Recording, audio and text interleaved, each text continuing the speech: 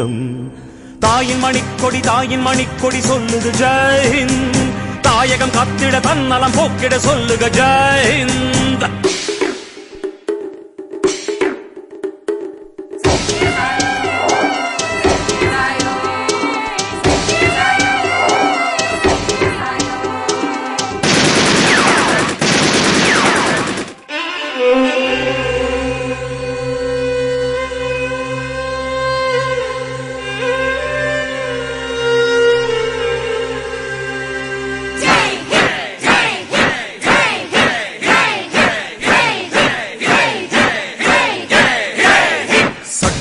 நம் சட்டம் புது வேகம் கொள்ளாதோ. வேகம் இருந்தால் தான் வெற்றிகள் உண்டாகும். நம் மண்ணில் புது சக்தி பிறக்காதோ.